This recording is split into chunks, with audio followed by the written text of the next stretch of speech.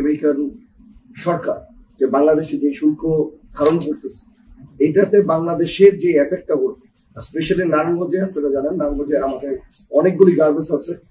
এই গার্মেন্টস গুলিকে যদি এফেক্টেড হয়, এই শুধু গার্মেন্টস এর না, গার্মেন্টস এর পিছনেও আপনার অনেকগুলি তাদের অনেক ধরনের লজিস্টিক্যাল সাপোর্ট বলেন, অনেক কিছু বলেন, যেটা নারায়ণগঞ্জবাসীরা দিয়ে আসে, নারায়ণগঞ্জের ব্যবসায়িকরা দিয়ে আসে, তারা ক্ষতিগ্রস্ত হবে। এটার জন্য আমরা মেনলি এই মিটিংটা আজকে মেনলি আমরা কল করেছিলাম।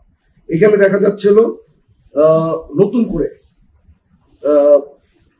ইউএস গভর্নমেন্ট আপনার 35% আমাদের আলাদা করে আমাদের ট্যাক্সটা বসাতে চাচ্ছে, যেটা আগে ছিল 16%, তাতে চলে আসবে 51%।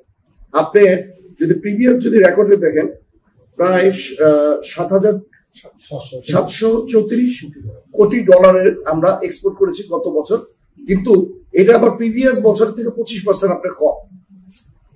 তাইলে এই 51% যদি আমাদের যদি নতুন করে ট্যাক্স যদি ধার্য হয়, তাহলে বাংলাদেশের আমি বলবো যে একটা বৃহত্তর গোষ্ঠী, ইভেন গার্মেন্টস বলেন, ইভেন শুধু গার্মেন্টস না, বাংলাদেশের একটা ব্যবসায়িক মহল প্রচন্ড একটা এফেক্টেড হয়ে যাবে। এটার জন্য আমরা সরকারের কাছে আকুল আবেদন জানাচ্ছি, যাতে এই কম্পিটিশনে যাতে আমরা টিকে থাকতে পারি, যাতে এই ট্যাক্সটা ওই গভর্নমেন্টের সাথে কথা বলে বাংলাদেশের সরকারের এখন যারা দায়িত্বে আছে, যাতে এই ট্যাক্সটা যাতে কমানো হয়। কারণ বাংলাদেশের সাথে আমাদের কম্পিটিশন আছে ভিয়েতনামের সাথে।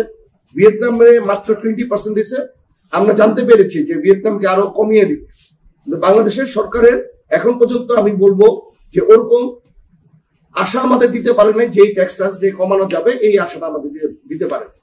তবে আশা করি যে বাংলাদেশ সরকার অতি শীঘ্রই তারা এই ট্যাক্সটাকে কমায় নিয়ে আসবে, ওই দেশের সরকারের সাথে কথা বলবে।